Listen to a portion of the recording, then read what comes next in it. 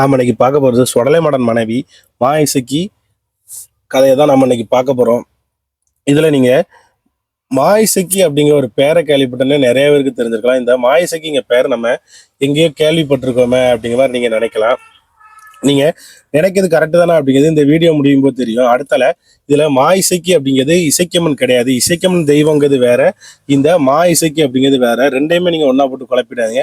இசைக்கம்மன் எப்படி இருக்குமோ அதே மாதிரிதான் இந்த மா இசக்கியும் இருக்கும். கையில ஒரு குழந்தைய வச்சு, கையில ஒரு சூலாயுதத்தை வச்சு அந்த மாதிரிதான் இருக்கும் இந்த மா இசக்கி தெய்வமும். ஆனா இது இசைக்கம்மன் கூட சேர்ந்தது கிடையாது. இசைக்கம்மன் தெய்வங்கிறது வேற, மா இசைக்கம்மன் தெய்வங்கிறது வேற. இந்த மா இசக்கி அம்மன்கிறது யாரு அப்படின்னு நீங்க நினைச்சீங்கன்னா, தன்னோட சிமிலுக்குல சொடலைமாடன் அடப்படணும் அப்படிங்கிறக்காண்டி தன்னோட பெத்த மகளான நிறமாச கர்ப்பிணியான பெண்ணை பலி கொடுத்தாரே, அந்த பலி கொடுத்த பெண் தான் இந்த மா இசக்கி. பழி வாங்கின பெண் எப்படி தெய்வமானாங்க, அந்த தெய்வமான பெண் எப்படி சொடலைமாடன் மனைவியானாங்க அப்படிங்கிறத நாம இன்னைக்கு பார்க்க போறோம். சொடலைமாடனுக்கு பலி கொடுத்த நிறைமாத கர்ப்பிணியான மா இசக்கி எப்படி தெய்வமானாங்க, அந்த தெய்வமான அவங்க எப்படி சொடலைமாடன் மனைவியானாங்க அப்படிங்கிறத நம்ம இன்னைக்கு பார்க்க போறோம்.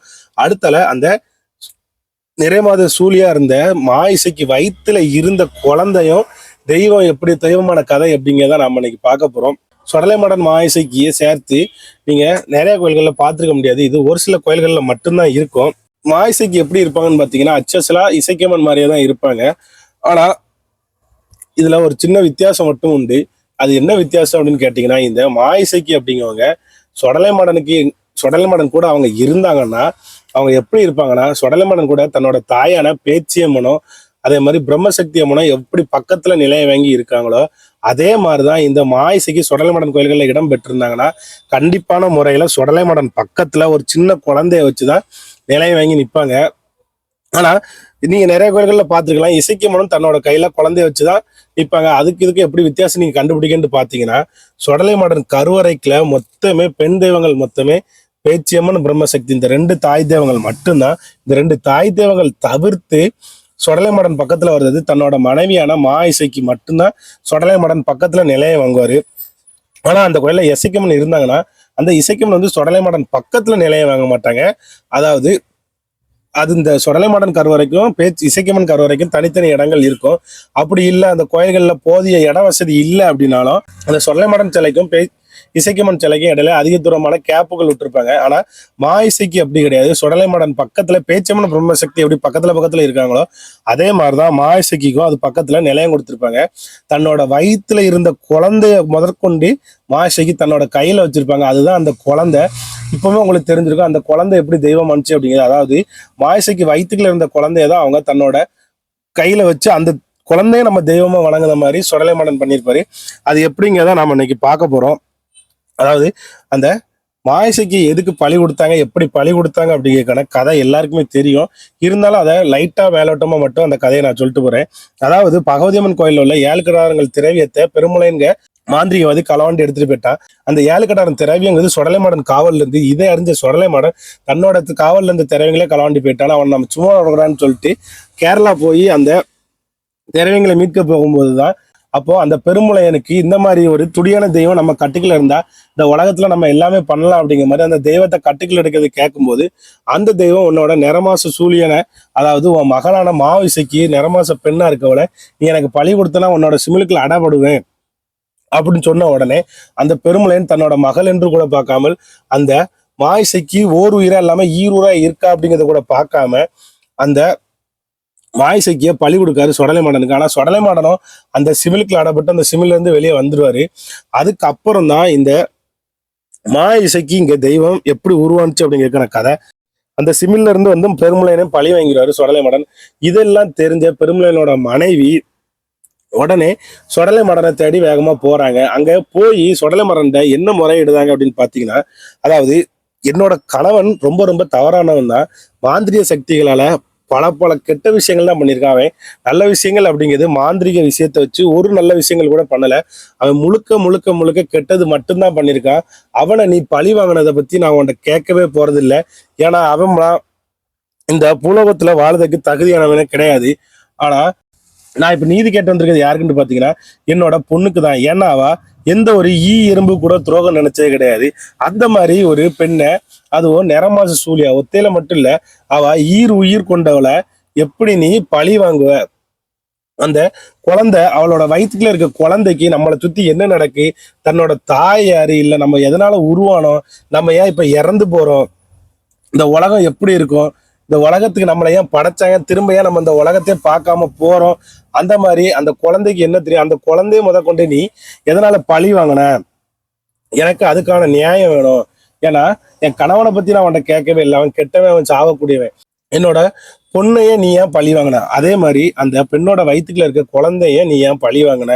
அந்த மாதிரி அவங்க சொடலை மாடன் கதறி அழுது முறையிட்டு சொடலை மாடன் பாதத்துல விழுந்து அழுதுகிட்டே இருக்காங்க. உடனே சொடலை மாடன் அந்த இறந்து போன மாயிசைக்கையும் அந்த குழந்தையும் சொடலை மாடன் உயிர்ப்பித்து கைலாசம் போய் அங்க சிவபெருமான், பிரம்மன், விஷ்ணு, அந்த மாதிரி எல்லா தெய்வங்கள் முன்னிலையிலையும் திருமணம் செய்து சாதாரண மானிடமா பிறந்த மாயிசைக்கிய தன்னோட மனைவியாவும் ஆக்கி, அந்த மனைவியை தெய்வமாவும் ஆக்கி, இந்த பூலகத்தில் உள்ள மக்களுக்கு அருள் பாலிக்க தன்னோடவே அந்த வயிற்றுல இருந்த குழந்தைய கொண்டு தன்னோடவே அழைச்சி வந்தவர் சொடலை மாடன்.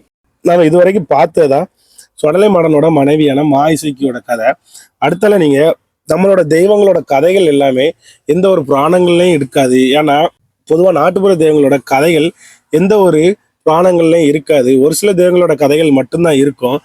அடுத்தால சொடலை மாடனோட கதையோ இல்ல சொடலை மாடனோட வரலாறோ அந்த மாதிரி எதுவுமே எந்த ஒரு புராணங்கள்லையும் இருக்காது. நீங்க எங்க தேடினாலும் அதுக்கேற்ற தகவல்கள் உங்களுக்கு கிடைக்கவே கிடைக்காது.